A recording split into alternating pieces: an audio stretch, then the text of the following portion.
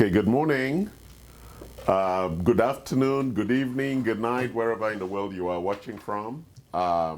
Welcome to another Saturday workshop at the Anti-Fragility Health. Today, as the lockdown continues to ease, we are beginning to shift away from conversations about your immune system, which is what we focused on. We will address some of that, but the topic today also sits within the architecture of how you strengthen your immune system so that it can provide you the necessary defense and offense against things that are invading your body. So we're going to talk today about a very interesting topic, detoxification and fasting.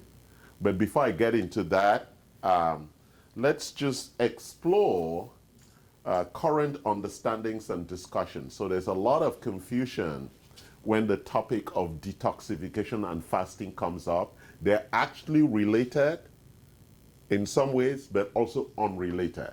And so we're going to talk about that. But before we go into that, let me talk about anti-fragility health. People keep asking me questions. Chronic illness, as we know today, makes us vulnerable to the viruses. So it's very important that we understand what causes chronic illness. And then we'll talk about the underlying imbalances that actually make you vulnerable to the virus.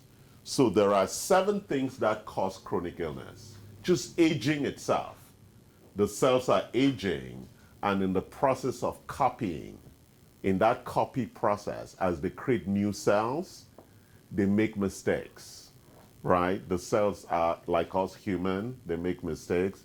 And so they miscopy or they copy the wrong things. And then, because that's our DNA, in that copy process, when mistakes are made, it means that the instructions to then make proteins then come with problems.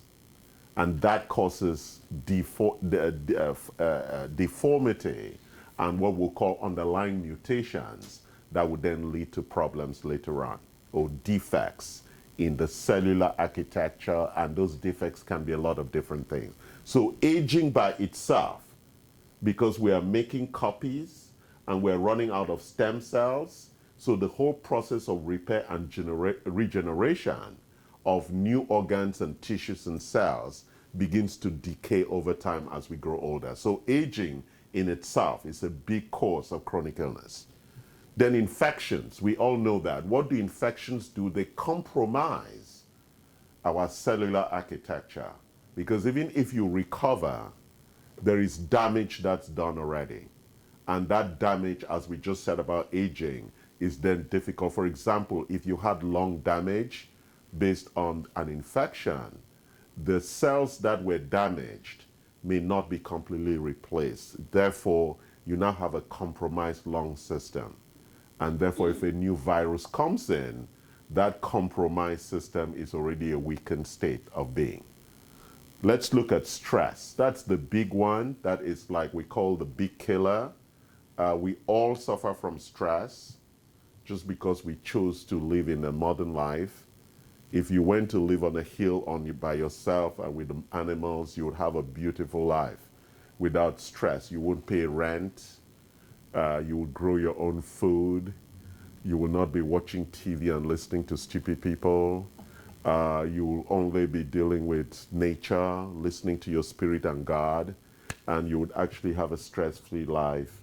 And then your kids would cause some problems, obviously, and your wife. Okay, obviously. So can we actually escape from stress? Maybe. About 50% if you escaped.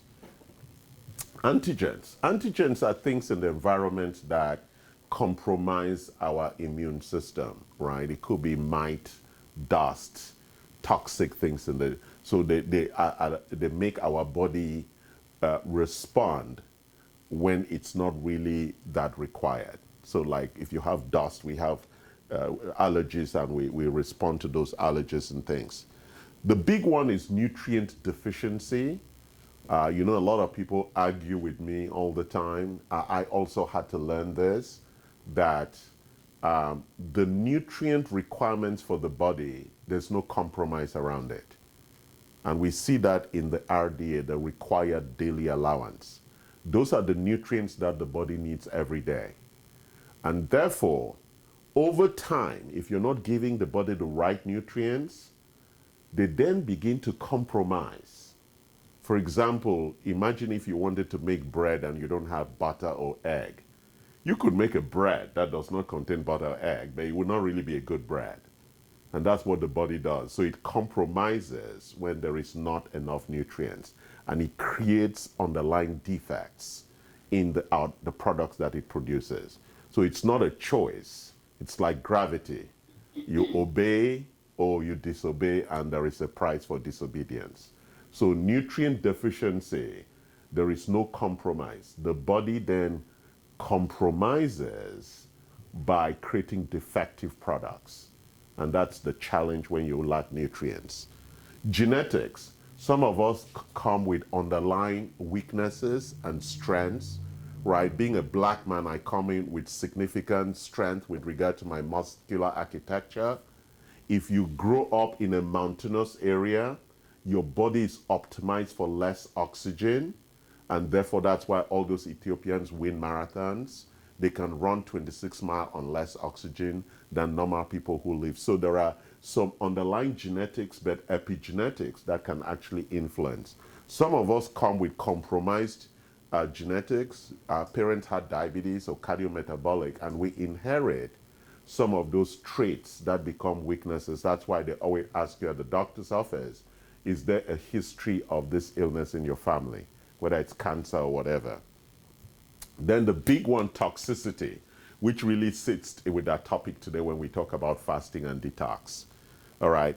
And what are the imbalances that this creates? That's why they say chronic illness is a multifactorial problem. It's very difficult to find the cause of chronic illness.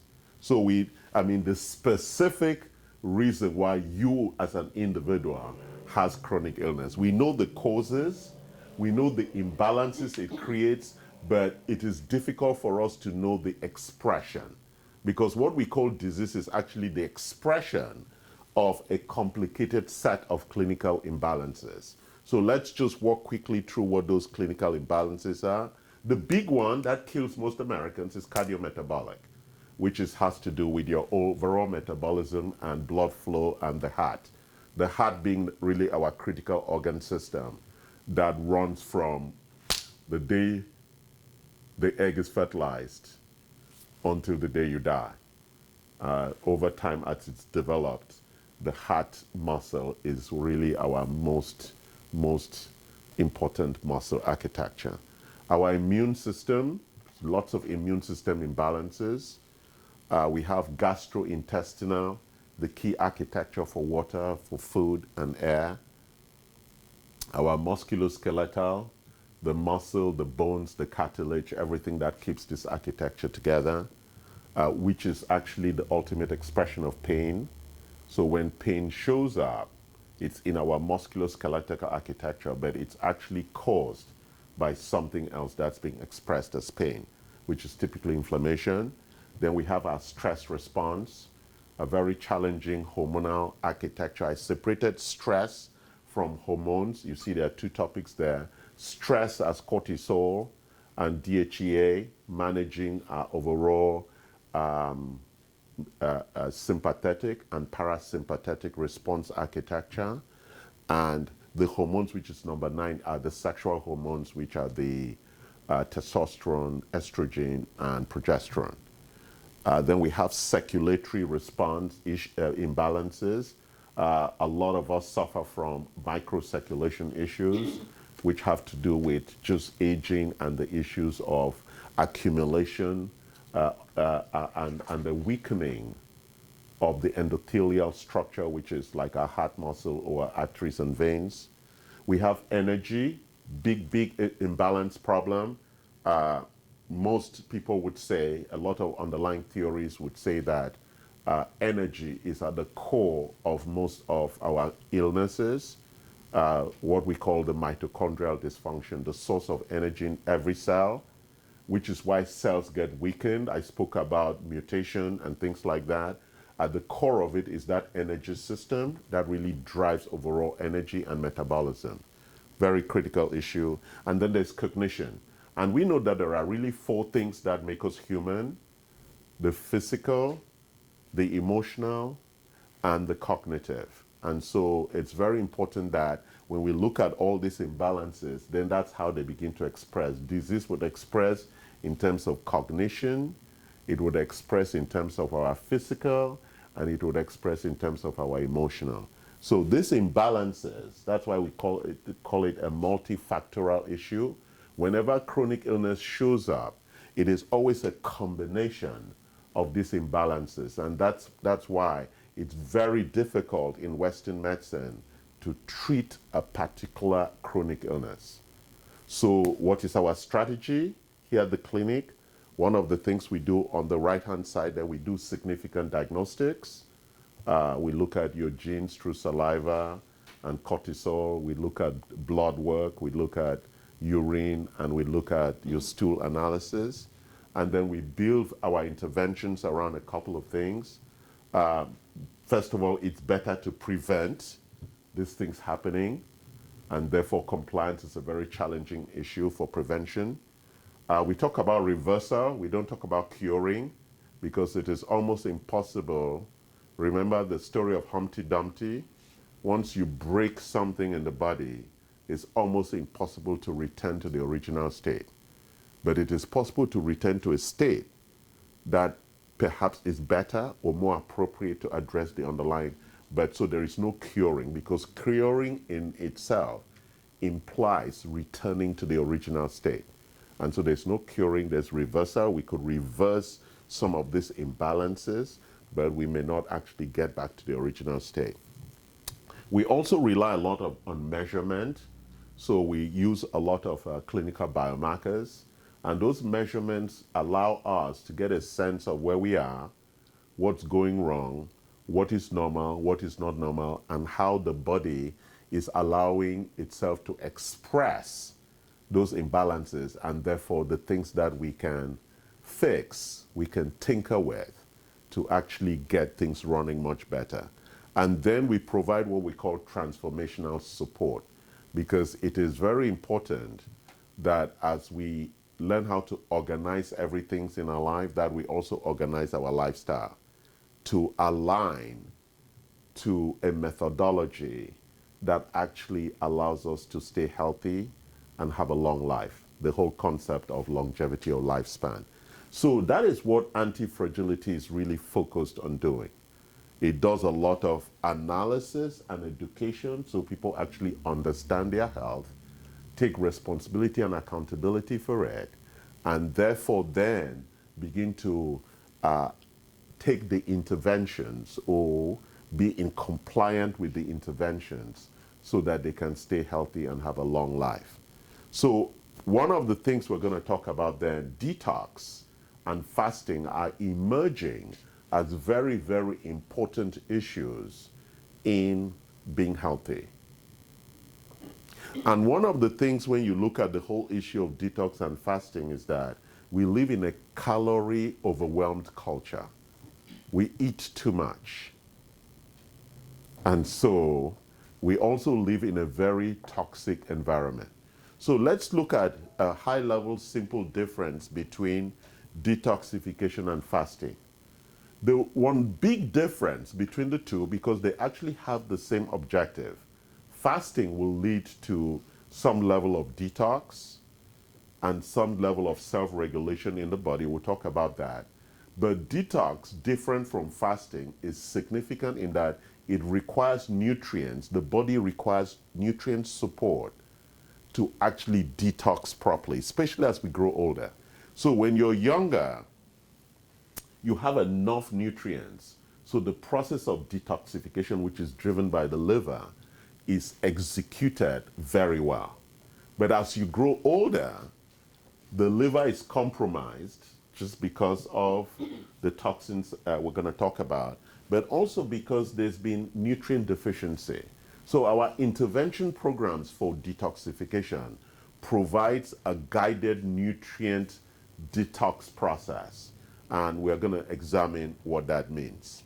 Okay? So we're going to start talking first about detox, and then we'll talk about fasting. Okay? Any questions? We're good? All right. I provided some handouts. So let's look at where our toxic burden comes from. Have we uploaded this online? It's uploaded. Wonderful. So look at the things that provide us with toxins. Skincare products. The big one, right? The big challenge. You know how we live in a culture where people like cheap things? They go to Walmart, Costco, and buy cheap skincare products, and they don't even know what is in those products, and then we use it daily. And that daily use of these products, whether it's lipstick, whether it's toothpaste, whatever it is, leaves a lot of toxic elements in our body.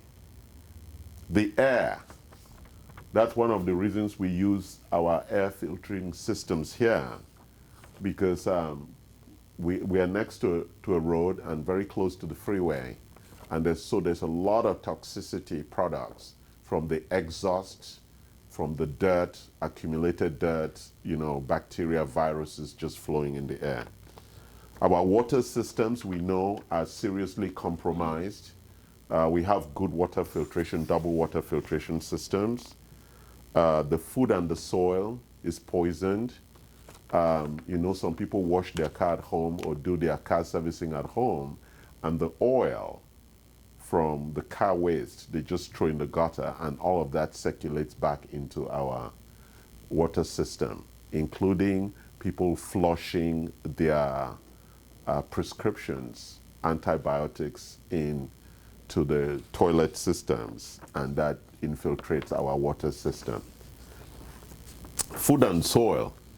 We all know GMO and all the things that affect our food and soil. Because of the way we do farming, we have depleted a lot of the nutrients from the soil, and we can tell that's why our food tastes different, right? It is obvious when you taste organic and non-organic. Nobody has to tell you that there's a reason why they taste different. And one of the worst ones is cleaning products. That's why when I see people who clean buildings, most of them are going to end up with serious chronic illness problems later on in life, because those cleaning products contain a lot of toxic elements, things like Clorox. So even if you use Clorox to wash your clothes, you need to make sure you rinse it persistently before you dry and wear those clothes. So those are very dangerous chemicals. Or if you step into swimming pools that have a lot of chemicals like chlorine and things that has been used to kill the bacteria, that's also very dangerous for us. So the toxic burden, you cannot say, I am fine. I know that's the American saying, I'm good. When you meet them, when we go out talking about health, oh, I'm good. Yeah, good. Bullshit, right? None of us is good with regard to toxins. It's everywhere, and it's in all of us. Just like the viruses too, it's everywhere in all of us. And so that's part of the overall discussion about toxicity. So let's go to the second slide that was shared. We're talking about the slide on detoxification. Some people say it's better than a diet because fat is created to protect the body from toxins and impurities, which creates unwanted weight. So when these toxins and impurities are accumulating inside the body, what happens? The body then takes them and locks them up, because it's trying to protect the body, and locks them up in terms of, in fat, and locks it up in that fat to protect those toxins from causing problems in your body.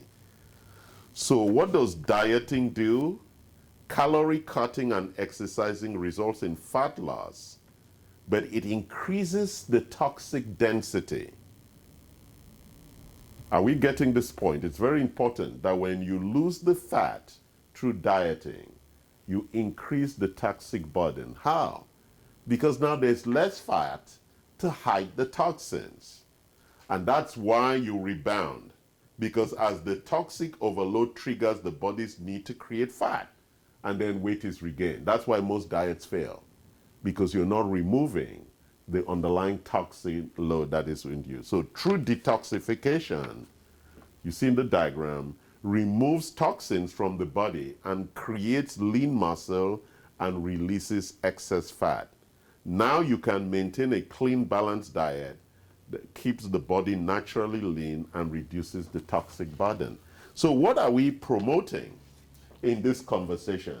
We are promoting that you actually have a detox program as part of your life to revitalize and have a healthy liver function. So we have this product that is gentle, natural, and effective, and it's a 14-day program. And it helps to remove the incoming burden of toxins. It restores, support the processing and the elimination of toxins from the liver. And it revitalizes and enhances liver's detoxification pathways.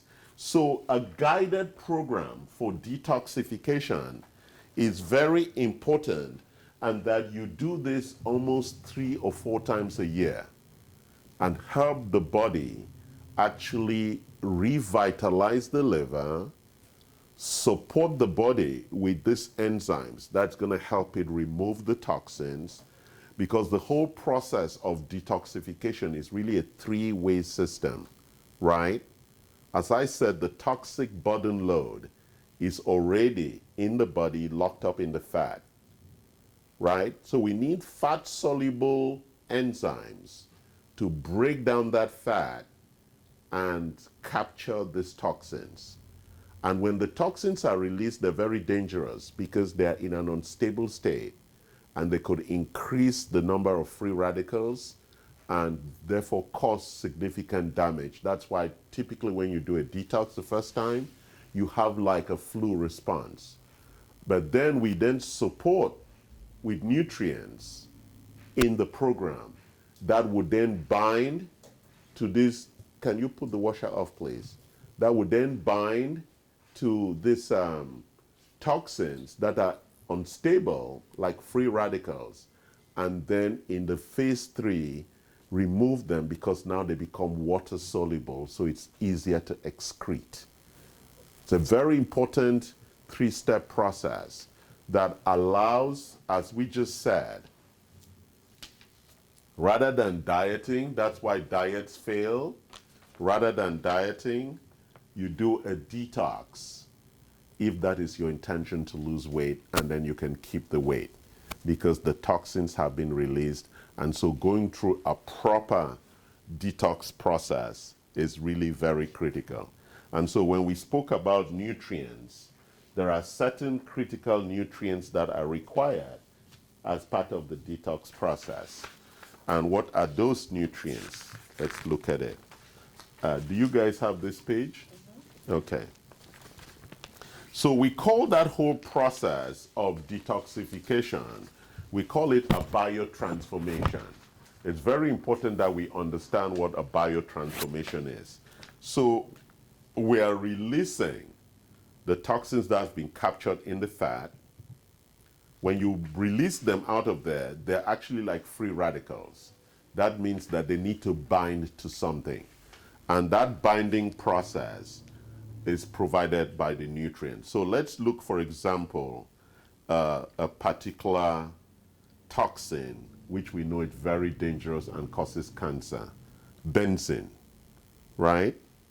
Benzene is a very, very toxic compound, but it is available in most of the things that we use in the environment, whether it's furniture, whether it's the things that we have in this room, whether it's gasoline, there's a lot of benzene. And so in that intermediate metabolite, this we transform the benzene into a phenol, which is a very reactive, and then we then combine it with a polar sulfate group, and now it becomes water soluble, and it can now be excreted. So that's an example you can see up there.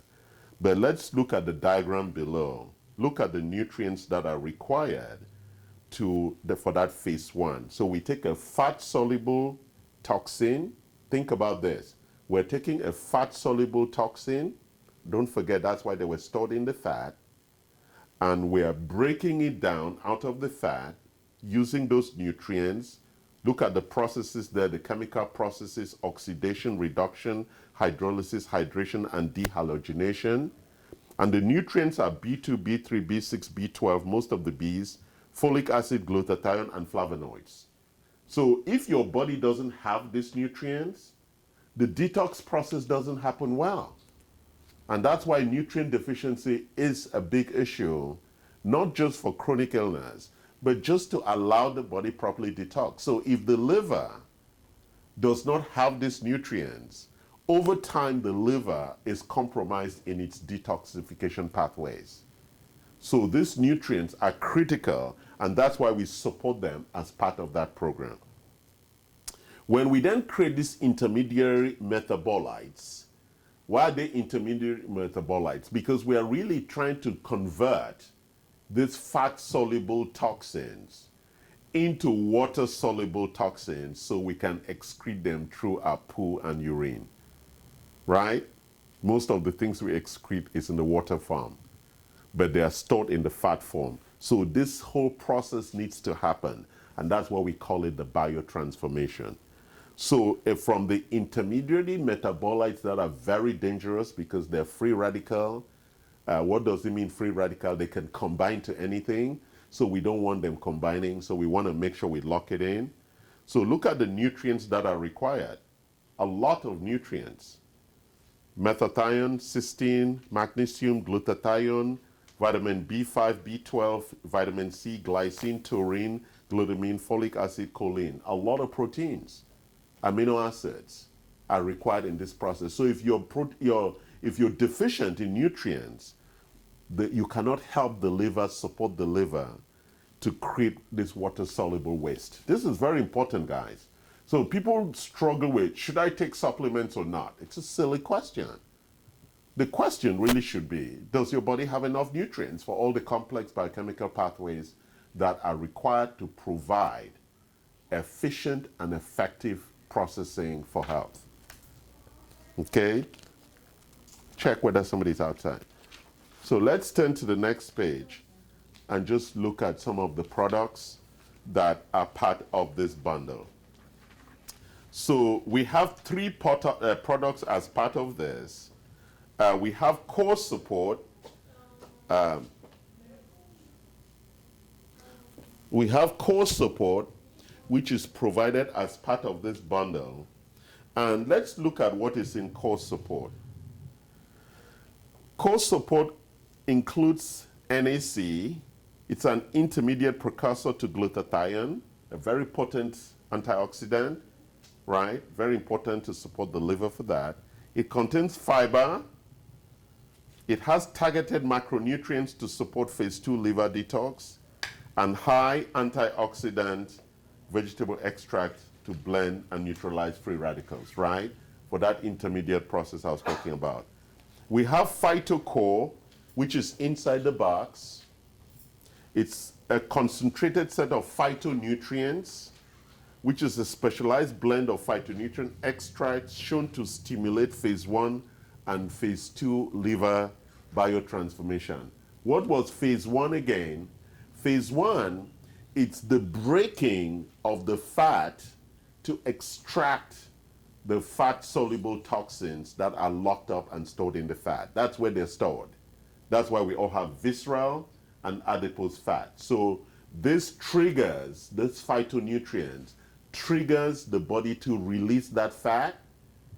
And then once that's released, then the body can then bind with it and convert them into water-soluble ones. The alpha base.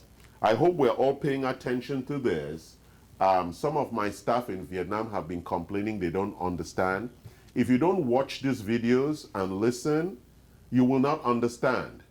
So there is no intuitive way to understand these things if you don't pay attention. They're very important, they're very technical, and the challenge we have with a lot of patients is that they think it's trivial. Our health is not trivial. God created a very complicated architecture, and it is yours. And if you are not responsible and accountable in keeping and understanding it, you are going to have problems. And we are not going to be there to help you when you're in pain or you're dying. And so it's important that if you really want to have a healthy and long life, you pay attention and learn the things that are critical. The third one is our alpha base. We provide this alpha base product. It comes in a 2-month supply of 60 packets. It has what we call the alpha base. It's the full spectrum multivitamin. It comes with the Ortho Omega, which is the high concentrated fish oil, and the resveratrol, which is a bioactive antioxidants. This complete set allows us to have what we call an evidence-based detoxification support program. What's evidence-based? There's research to support this detox architecture that comes from our vendors. Today, what I'm showing you is one specific vendor, Automolecular. We also have products from Methodgenics and for Design for Health. So in our clinic here, we have this evidence-based practitioner support or clinician support detox processes that allows you to really detoxify safely. It's very important. I know many programs of detox are online, and a lot of people try to do it by themselves. You end up damaging a very significant organ called the liver. And the liver has to be gently managed in the detoxification process. And you have only one liver. So you need to be really careful how you use that liver. And as we know, that can be very challenging. So I'm going to move over. Are there any questions on detox? Because I think it's very important that we get the underlying mechanics, and I will summarize. It's a very simple process. The body, when it wants to lock things away, it locks them in fat-soluble architectures. 70 or more % of the body is water. If it stores it in water, it's easy for the body to get rid of it. So it locks it up in fat. Melting fat is a very challenging process for the body, because when fat is melted, all the things that are stored in there are now released, and they become very dangerous. So when we take you through the detox process, we want to make sure that when the fat is now melting, we bind those toxins immediately. And what we are using to bind them is things that's going to make them water soluble, so that if you drink water, then it is excreted very easily without you getting sick. The reason the body bounded them in fat was to protect you from getting sick from those toxins. Sometimes the body doesn't do that very well. So some of the toxins escape into the organs and end up causing mutations and different things and cancer. That's why a proper regulated managed detox process regularly throughout the year is very good to reduce what we call the overall toxic load inside your body. So the objective really of detoxification is not really to lose weight, even though that's a secondary objective. The real underlying objective is to reduce the toxic burden. And I think that's where fasting and detox tend to align. So a good outcome from detox is weight loss. But that's not the primary objective of detox. The primary objective is to reduce the toxic load, which is very dangerous for the body. It's very important, guys. All right. Question. Yes? Is detox safe to do during pregnancy? You need to do that with the doctor's recommendation. What we typically recommend is that you detox as part of your preparation to get pregnant. Yeah, rather than trying to detox when you're already pregnant, because it's really compromising. You're compromising and introducing nutrients into the body that may be at risk for the child. You could do other things, but not a detox. A detox, we would normally recommend it, for example, before a woman gets pregnant, 6 months before you get pregnant, they stop birth control, they clean up, change their diet, and get their hormonal system running properly before they get pregnant. So the body's natural homeostasis manages that process very well. Detox is not recommended if you're pregnant, except there were specific issues that they needed to address. Any other questions? All right, so let's move to fasting. Fasting is the very emerging, interesting topic. And the reason why fasting has become so interesting is because fasting is connected to something that is very fascinating with regard to a concept called autophagy. Autophagy. So let's talk about autophagy.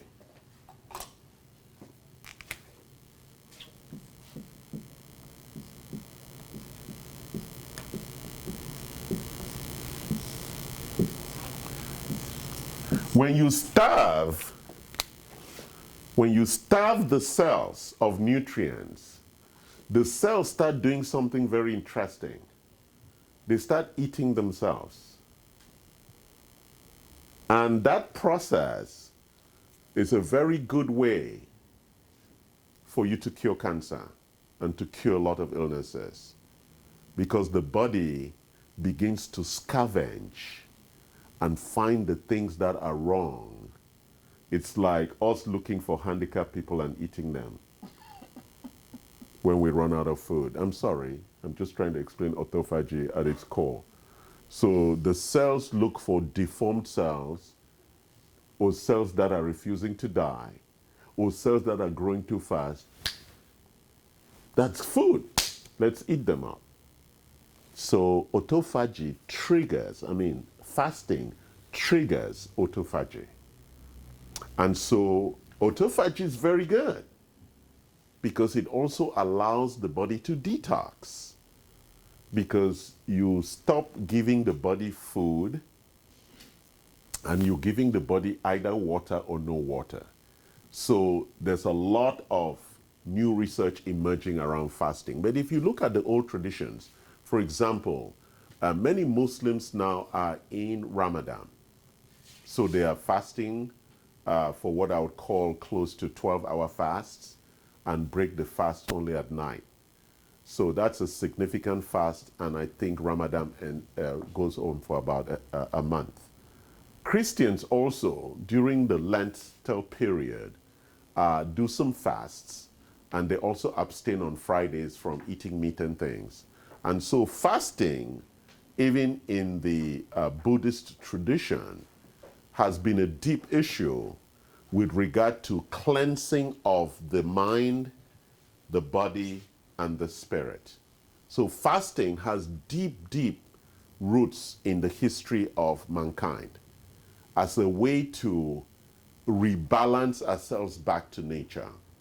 So when fasting comes up, we tend to trivialize it as just a body issue, but fasting, it's a cleansing, because it is a refusal or a rejection to submit to one of the things that is most loved by all human beings, food, right? Your ability to resist not to eat is one.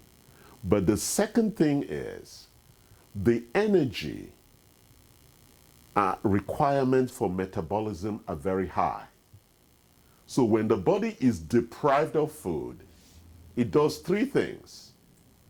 It refocuses your mind, it clears the mind, because food really makes us foggy and stupid during the whole metabolism. Secondly, it lightens the body, because the body doesn't have this extra weight it's carrying of food. And number three, it allows the body to detox and actually lose fat. So the liver is then brought into focus because the nutrients are no longer forced on metabolism. The nutrients are then now used to break down the fat. Why? Because the body now is going to use the fat for energy. And so we go through what we call ketosis, right? Which is where, because as you know, the energy mechanism of the body, it uses both things. The mitochondria, I love the mitochondria. You see, the mitochondria was a bacteria that came into our cells. Mitochondria was not originally part of the cellular architecture. When it came into the cells realized that the mitochondria was very good at forming energy. So they became good friends, and they now live together in all our cells, right? And the heart muscles, for example, have a lot of mitochondria. But mitochondria creates energy, what we call ATP, in two ways. Through carbohydrates and proteins, well, three ways, and also through fat. But fat is the most efficient way for the body to generate energy. But the mitochondria is lazy in that, why use fat when there's always excess carbohydrate and sugar? That's why we all love carbohydrates and sugar so much. So it just stores the fat. And that could also be a mechanism because historically, our ancestors did not have buffets. They would eat and there will be famine. They will eat and there will be famine. They will eat, and so the body, when there was excess food, the body took that and stored it as fat because it knew famine was going to come. And during famine, the body would go into ketosis and use the fat for energy. So when you eat too much, that's why you get fat. The body then stores, well, except some people don't get fat.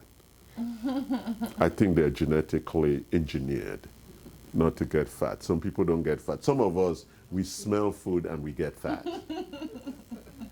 And you get fat. I'm sure many of you feel that way. You smell and you get fat. Because smelling is also eating. So don't smell it. It's bad for you. You're going to get fat. Okay, so the body stores it because it's thinking that the reason we have so much food right now, it's because a famine is going to come. So let's store it. And in storing it, it traps all those bad toxic things and locks them up and stores them. So what happens when you go into ketosis? It now retakes those nutrients and say, bring the fat. We need energy, so we're going to use fat. So you go into ketosis. And in the process of ketosis, you're going to release those toxins. And that's why fasting is very dangerous, because you're breaking that fat and you're going to release those toxins, and you may not have enough nutrients for it. So fasting, you have to be very careful how you do it. It's really a very difficult thing. So if you notice, I'm separating fasting from detoxification. Fasting also leads to detoxification, because when there is no metabolism, don't forget that metabolism and cell division are the two things that take most of the energy at the cellular architecture. So when you're not eating, right, the body can do a lot of other things. That's why when we're sleeping, the body almost shuts down all our critical systems. Actually, it's said that the brain size reduces by almost 1/3 and creates this space so that the macrophages can clean our architectures, right? So fasting is very good for the body. But you must take your nutrients, right? And so a lot of people say, I do a water fast, I do a non-water fast. But the critical comment I always make is that take your nutrients. Why? Because during fasting, the body is going to go into ketosis and it's going to break down the fats and release these toxins, and you need the nutrients that the body, the liver needs to take this unstable, biotransformed toxins and make them water soluble. Are we clear on this issue? It's very important. Even when you're fasting, and what is fasting? You're not taking calories, but you're taking nutrients. Very important that we know the difference. I know that Americans think that calories and nutrients are the same thing, but they are not. Go ahead. I have a question. In order to beneficial for fasting, how many hours? Yes, we're going to talk about that because there are different fasting mechanisms, and I have some handouts that I didn't give you guys. It's not attached, but I'll give you, we'll load it up. It's a write-up called Intermittent Fasting. Did we attach it? Yes. You have it? Question. Oh, okay. Before you move on really quick. Yeah. Aren't there calories and nutrients? Some. Depends. That's why we get the nutrients mostly from the ones that have been, supplements that have been created especially for that. Right? So whether they're phytonutrients or the nutrient supplements we've created, they've extracted most of it. But you know, because we're Americans, if they don't make it a little sweet, we will not take it. So that's why even the supplements, they make chocolate, vanilla, chai. If not, Americans will be like, I don't like it. So they have to make it right so that at least we will take it. Right? That's why they make children's medication sweet. If not, the children will not take it. Right? So sweet is something that we all have. So they're trying to make you to take it. If not, how many of you can drink Chinese medicine that's boiled? Yeah. Exactly. Ew. Right? Because the taste, even though it's very good for you, the taste is not that interesting, right? All right. Question? We're good? All right. Let's look at the material. So she asked the question about what kind of fasting. So fasting is, let's look at the notes. You have the notes, right? Let's look at the different intermittent fasting protocols. So we have what we call time-restricted feeding, that our meals are consumed within a 6 to 8 hour window, allowing for at least 16 hours of fasting. So look at it. So you could eat at, say, 10 a.m., right? And eat again at 5 p.m. And from 5 p.m. back to 10 a.m., how many hours is that? So that is 7 hours to midnight, 12 hours. Am I correct? No, 6, that's 6 hours, right? And then 4 hours. So that's 10, 17 hours of fasting. Is that making sense? And then in between the 10 a.m. to 5 p.m. is fasting too, or not? No, you eat here and you eat here. So eat number 1, eat number 2, right? It's a period of time. Yeah. From 10 a.m. to 5 p.m. is not a period of time of fasting? No, well, it is, but you're eating because these are the daylight. Okay, now we're going to talk about the issue of the circadian, of the sun. Okay. You want to eat when the sun is up. So that's why I'm creating that architecture, right? Somebody told me that they've been, in terms of fasting, they eat from 5 p.m. to 12 a.m. So they said, I don't lose weight. Oh, Obviously. Because of Ramadan? No, well, no. If you eat in this period, so the sun goes down here, if you eat in this period, you cannot lose weight. because the metabolism is driven by the sun. Is that making sense? Yes. So that's why most people grow fat even though they're eating the same. So they've run clinical tests where people ate the same amount, but some people ate here and some people ate here, and these people were fatter than those people. The same calories. So eating after 6 p.m. is not good because the sun is up. Your metabolism is not primed for digestion after that. Okay? So that's one way. You could eliminate this and eat only at 5 p.m. So now, which is what I do, so now you have 7 hours plus 6 hours, 13, plus how many? No, plus 2 plus 5, 7, plus 4, 11. So now you have 13 plus 11, you're almost fasting for 22 hours. But this is the critical issue. You're taking your nutrients. Is that making sense? All right, then we're going to go to the fast where we eliminate food altogether. Right? Do you see the incremental levels of fasting? Is this making sense, guys? Very important. So one level of fasting, I'm going to clean the board and draw it out again. So I have a question. Hold on. I'll take the question shortly.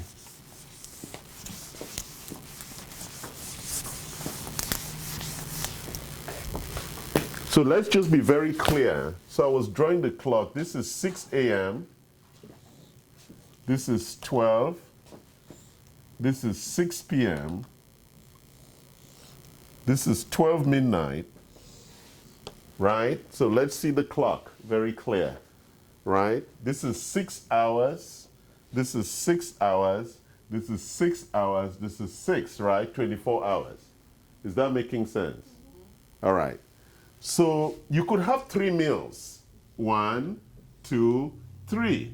So you're fasting for 12 hours. So you can't say Karen was counting, this in-between time is fasting. That's not how we count it. 6 hours and no food, okay?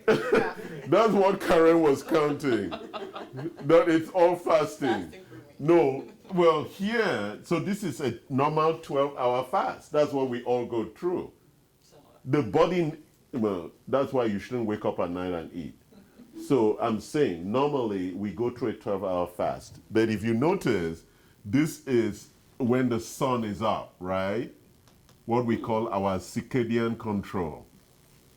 So our metabolism is primed for that. So you could remove this meal and have 2 meals. Or you could remove this and have 1 meal. And that 1 meal could be any one of the meals. Or you could remove all the meals and have a full fast, a 24-hour fast. So a lot of people are encouraging that you create a fast architecture that works for you, and it's emerging what they call a 5x2, which means that for 5 days you run that program and then you take a 2-day off, which is what I'm doing. So during the week, I'm mostly doing 1 meal a day, and weekends I do 2 meals. Yes, question? Go ahead, Karen. Oh, so in your opinion, My what is- opinion. Your opinion, what is more effective fast? Intermittent or complete 12-hour fast? So the question is not what is better. The question is what you can do. What is more effective? No, well, no, it doesn't matter. It is what you can do. Because if you spend all your fast dreaming about food, then you're not fasting. You're still not eating. No. Sorry, Well, it's did not you like- get the difference? So I don't sit the whole time. Like I have not eaten all morning. and it's getting almost to 11 a.m. or 12 a.m. I'm not sitting here thinking, oh, I should have had a toast.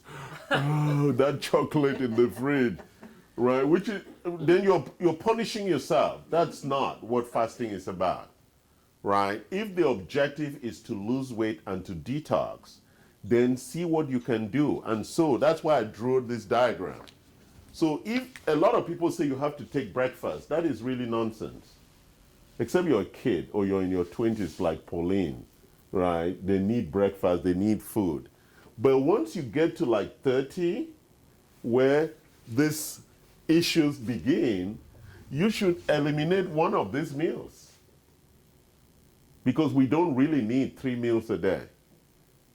Too much calories, right? So we need to understand the difference between calories and nutrients. So when we talk about meal replacement, our meal replacement program costs about $600 a month.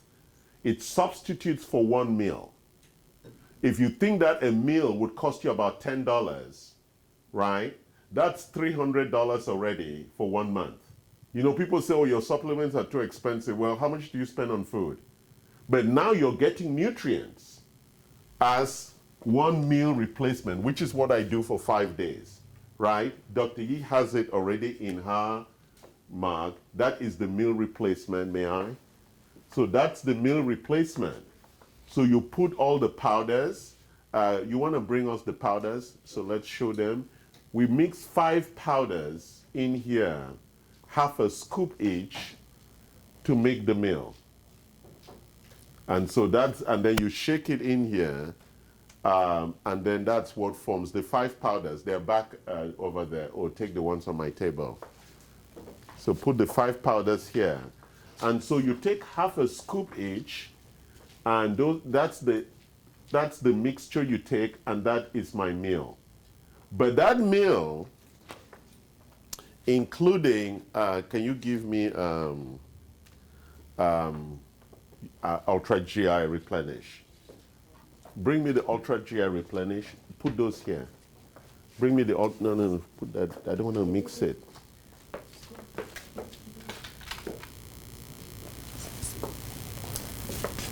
Okay. Where's Mitochondrial? Okay. So these are the 5 products that we mix, plus Ultra GI Replenish, which is really to support the management of compromised gut function with digestive disorders, including malabsorption. So the proteins that are in this are really rebuilding the gut architecture. They're really critical amino acids for that. So we add these 6 products, and let me talk you through the products. We just spoke about core support because I want to support my liver every day to do the simple detox that it needs to do every day. So we put half a scoop of that, half a scoop of Inflammacore. This one manages my inflammation signals by reducing those inflammation or inflammasomes, as they call them, which actually also reduces my ability to get infection. I also put LifeCore, which is actually a complete multivitamin powder, and you can see all of this online, and it has all the stuff. I put Mitochondrial. This one is for my mitochondria. It helps with my mitochondrial architecture. And I also put Glycemicore, which manages my sugar metabolism. So these 6 powders allows me to have a meal without breakfast. And there's some calories in it because they have to make it sweet so I can actually eat it, drink it, right? So it's a very important thing that we understand, right? So you have the meal replacement here. So this becomes your meal replacement where you take all the supplements. Then I eat dinner, plus some supplements I take like melatonin. And sometimes I also take the digestives because I'm eating at that time. So I eat this meal replacement, and I do that 5 times a week. And for the other 2 days, I sometimes will take the meal replacement here, I eat and I eat. And so that gives me a much longer, but now what I'm thinking of doing is that every month I'm gonna do 2 times 24-hour fast because of autophagy. Because autophagy is a very, very important thing, and it's typically triggered around the 16th hour of the fast. When your body has been without food up to about 16 hours, that's when autophagy is triggered, where the cells begin to look for ways in which they can eat some stuff. Question. Yes. Does detoxification help with inflammation?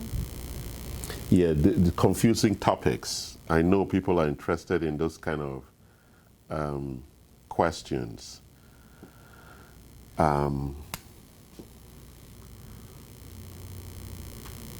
Yes, but not really, because the source of inflammation is really about things that are like infection or unresolved issues at the cellular level. So if your gut is already compromised, detox cannot solve that, because it is a compromised issue with your gut. Detox can help clean out some of the toxins, but it does not address the fundamental issue of what's causing inflammation. Are we clear about that? So let's go back and see what really causes inflammation. When the gut wall, because the mucosa is 1 cell thick, when it's compromised, the tight junctions are compromised, they open up, and bacteria and viruses get into the bloodstream. That's what causes chronic inflammation. So when you detox, it will help the liver clear some of that stuff in the bloodstream, but the junctions are still open. So it is not going to the heart of inflammation. The only way to solve it is to close the tight junctions. And the only way to close the tight junctions is to use L-glutamine. And that's one of the big products in this. Glutamine is the only thing one of the amino acids that is going to lock the tight junctions back. And when they're locked, they do not allow viruses and bacteria to go into the bloodstream. They then pass through and come out as some smelly poo, right? That's what tends to happen.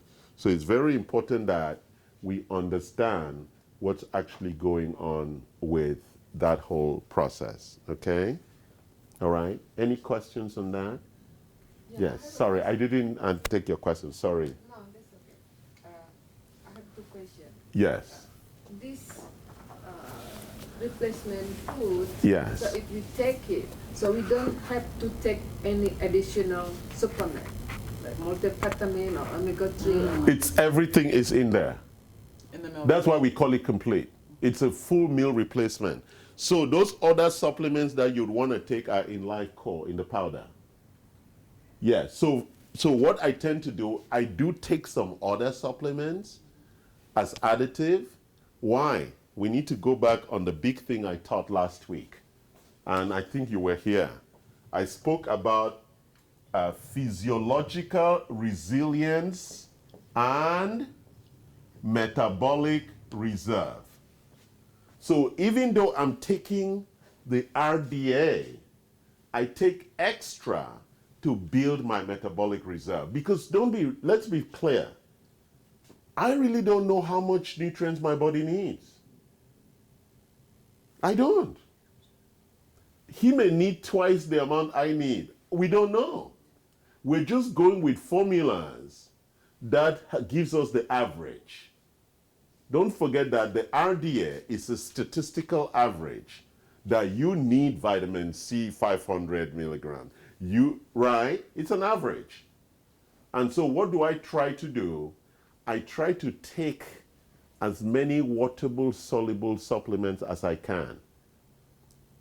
For two reasons. One, because I'm taking them in capsules, the body doesn't absorb more than 30-40% of it. But when I take it in liquid, it improves the absorption. When I take it liposomally, improves the absorption. So we have a big absorption issue. Remember? Let me go back to this again. Malabsorption. We all suffer from malabsorption. So that's why most of what we take is excreted. Do you understand that? So taking more supplements, it's like you eating more rice. Doesn't kill you to eat more rice. Doesn't kill you to eat more vitamin C. That's why we are finding out that high doses of vitamin C is actually good for you. Like high doses of vitamin C, D is good for you. You know, a lot of people say, oh, but that's an overdose. How many of you have overdosed on rice? Or beef? Right? Or chocolate?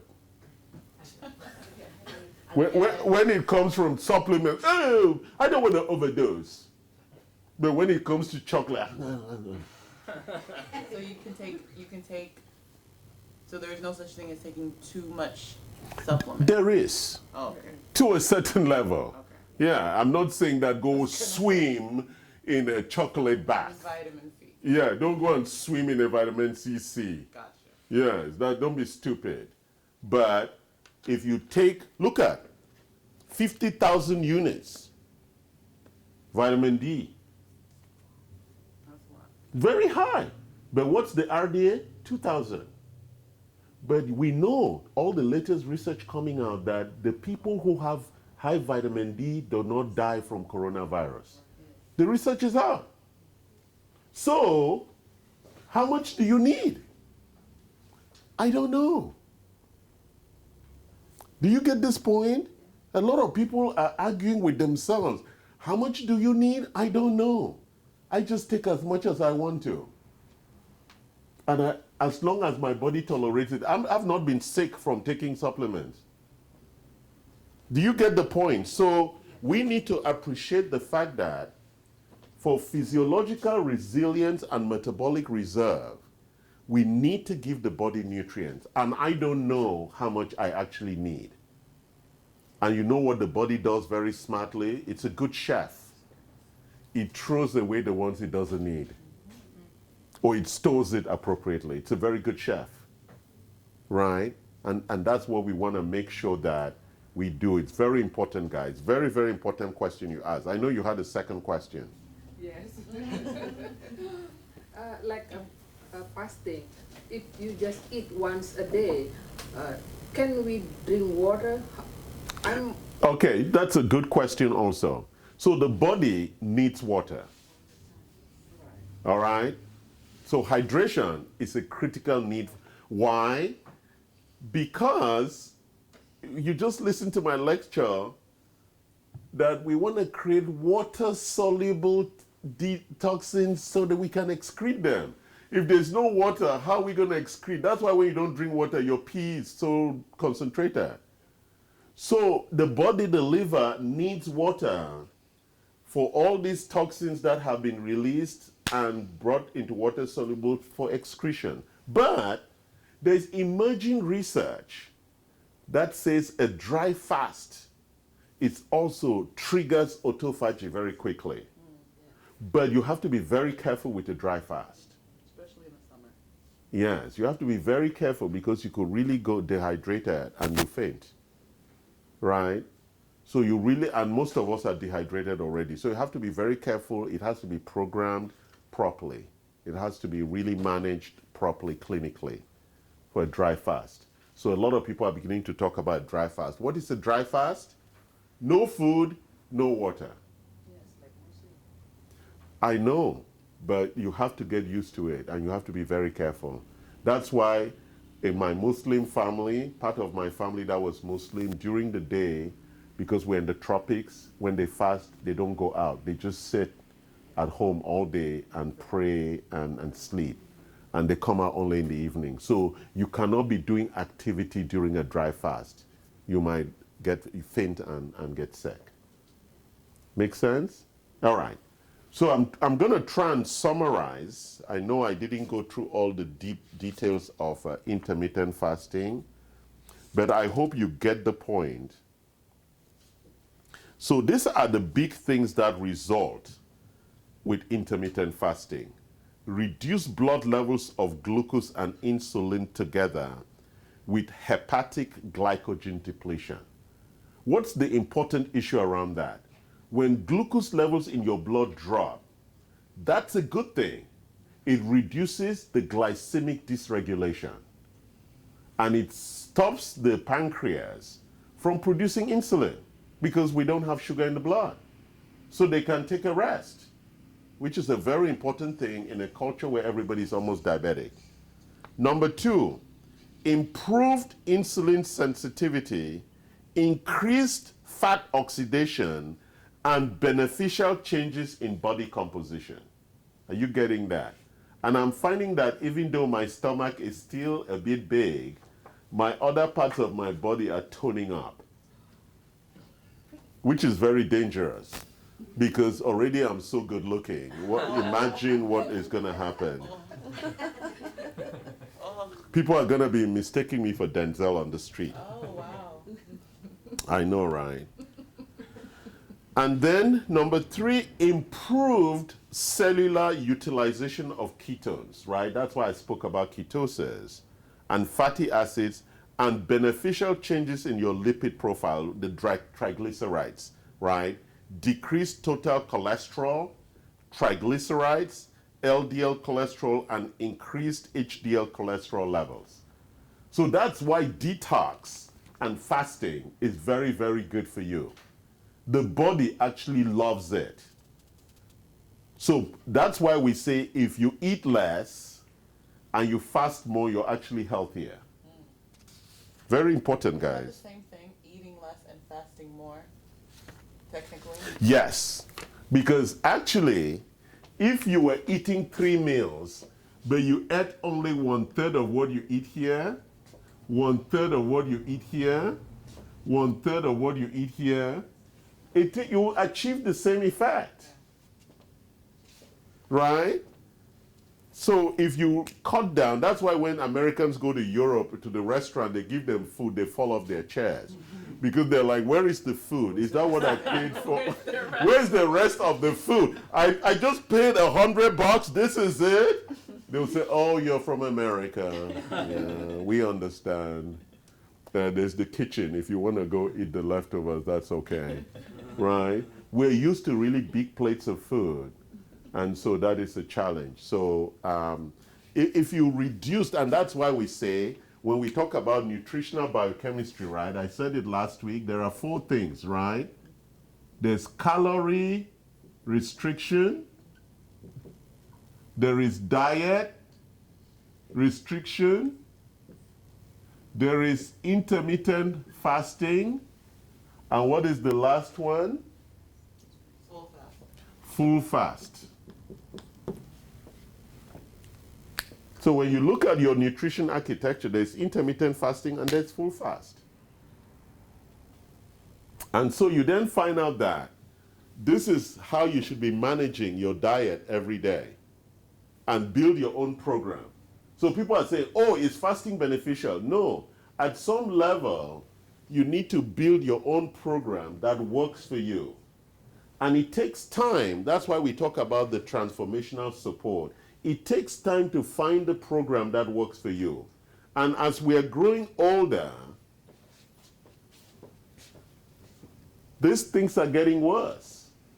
So 5 years ago, you could eat and be okay, but because you've aged today, you eat and it's not okay. Your body is aging and changing, so you're always looking at your nutritional architecture and saying, how much should I be eating? You know, for example, I love fruits. I can't eat them anymore. Too much sugar. And it's sad. I love baguettes. So once a week, I get a baguette. Right? Or once every 2 weeks, I get a baguette. And splash on the baguette. Right? With butter, some real good butter and some cheese, you know. Because if not, what is the point of living if you can't eat the good things of life? I agree. But you don't have to eat it every day. Are you sure? No, because then you will die and leave it behind and we'll eat it for you. Right? You see, because if you die very quickly, then you leave all those things you like and I'll eat it. So you want to stretch it. That's why you go to Italy, they just take a little piece of cheese. In America, they give you a pound of cheese. Right? Just have a little cheese and one biscuit. Right? Isn't that amazing? You have a question. So how about,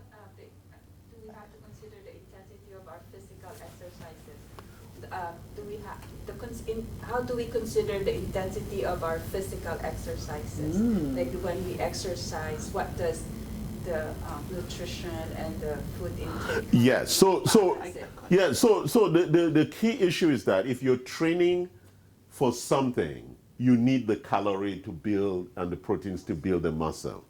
The problem is that most people who do that and then they stop doing it, then they can't control it. So you need to understand what is normal and what is abnormal. If you're a football player, you have a nutritionist, you're on a different program. But if you're not a football player and you're a sedentary worker like 98% of us who wake up every morning, go to the refrigerator, then sit down, go to the refrigerator. You don't need a lot of calories because you're not doing any work. You're lazy ass. You're not like my grandfather who went to the farm 6 days a week from 5 a.m. to 2 p.m. Or if you want to eat like those people were eating in the Philippines, you have to run 23 miles a day. 23 miles. Yes. You ran 2 miles. But he cuts down by not eating. Right? That's the solution. So if you like to eat, you must have increased activity. Okay. But even at some point, the body can burn all of it. You've been on that machine watching 30 minutes, only 20 calories, come on. Right? It's like, can you count more calories? It's easy to put the calories in, it's difficult to take it out. And sometimes I think the machine is lying just to make you feel good. Okay, today you did 100 calories. I'm like, shit, that's just in my drink. The water we had. That was just in the drink, right? 100 calories, or in the nutrients. Because let's look at this one. How many calories does it have? It says somewhere, I can't see it, but it will tell you somewhere the amount of calories that is in each of these. It's 210 calories. All right, so 200. Scoops. Okay, so if I did 2 scoops, there's 200 calories. That means 20 minutes on the treadmill just to lose the calories on this shirt. You see that? But then, that's all I'm having. So my body goes into ketosis, like, okay, after dinner, what did I say? So this is 12 hours. It is around here that my body is in ketosis. So around now, my body is getting into ketosis. It is around the 16th hour that the body gets into ketosis. And ketosis is exactly? It's burning fat for energy. Do you get that? So all this time, it was dealing with the food that I had ate, which is bad because I need to eat around 6. So I have 3 hours before I go to bed, so I could digest some of it. So even eating at night is not the right thing. You should be eating at lunchtime. That's when the meal should be optimized. That should be the one meal. The optimized meal should be lunchtime. That's when the body has enough time for digestion, right? But I'm working, and that's not the best time for me to eat. But that should be the best time because the body has another 6 hours for metabolism. So even proteins that are very difficult to metabolize, there's enough time for that, right? So now, if you add that meal here, if we add that meal here, we have 6. So around here, we're in ketosis. Do you see that? And then you can, ketosis, so you extend the period of your ketosis. So that's the fine tuning that you need to do. How do I optimize it? And what works for me, right? And when you test it, if you're like, look, you're going to wake up at midnight and sneak to the refrigerator, it's okay because it's your body, right? So you need to find what you can cope with. That's why I eat at night, because I don't want to be hungry at night. It's really bad when you're hungry at night, you can't sleep, and you start dreaming. Dr. Yi starts watching food programs and begins to, okay, perhaps I should do this. And then in the morning, you go down to the kitchen like you want to kill somebody. And then you could go into a state of autophagy, right? Look, where you start eating people around you. You're so hungry that you go carnivorous, right? Any other questions? I was just going to show you a picture of moving into, right?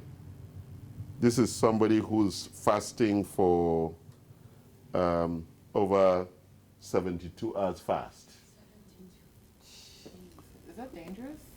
It is not. So they're showing you what is actually happening in the body, right? As autophagy sets in, you have peak growth hormones release, right? So, and then from ketosis, you move into heavy ketosis, right? And the body begins to really be optimized. So this is a 72-hour fast. Dry fast? I think so, yes, it's a dry fast. Wow. So this person did it, they started on Thursday at 5 p.m. and finished on Sunday at 5 p.m. A 72-hour fast. And that's what, I think they have a software that is actually then triggering what's actually going on. Is that making sense? So that's really at the core of this conversation today about detox and fasting. Are there any questions before we close? Yes, Dinah?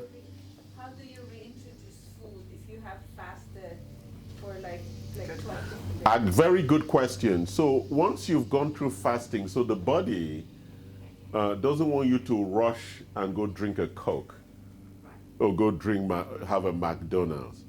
You want to actually introduce it with a soup, something that is really very gentle to the stomach, because the stomach is now, for example, the last time I did a 14-day fast, a water fast, that was like 10 years ago. It took me about 2 days to get back, because by the 8th day of that fast, I had no interest in food. So that's what happens when you do like a long, this was the water fast with, no, they call it, you use the lemon juice fast with cayenne pepper. I tried it, it was crazy, 14-day fast. By the 8th day, there is no desire for food. And then you become like the wind. You're very light, your body is like, you're optimal. Food doesn't register anymore.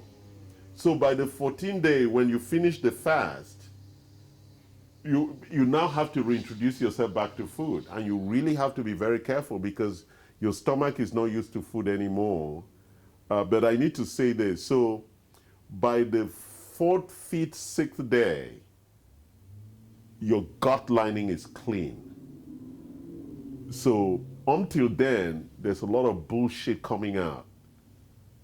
So from day 2, day 3, day 4, you will see some really crap shit coming out. And it's the cleaning of your intestines.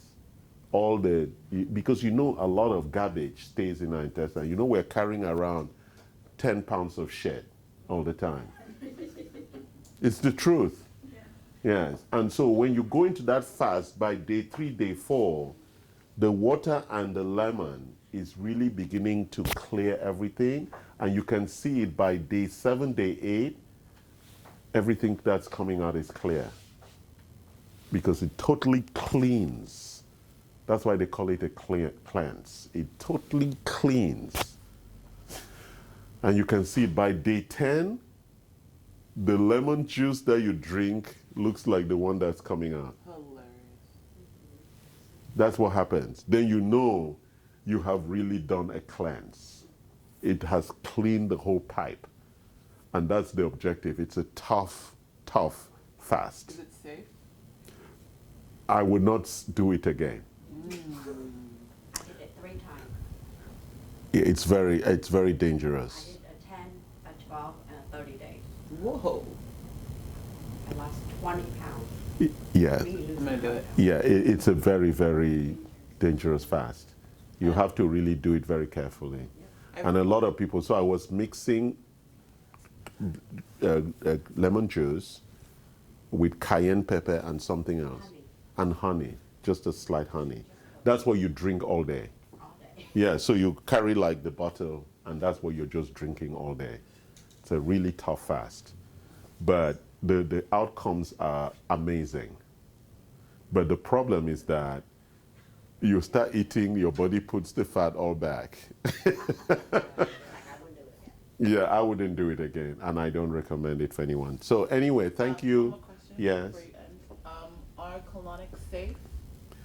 I don't recommend colonics because colonics is where they put water. In Africa, we do it gently because we have this thing that pumps the water. What do they call it? An edema. That's what we call it in Enema.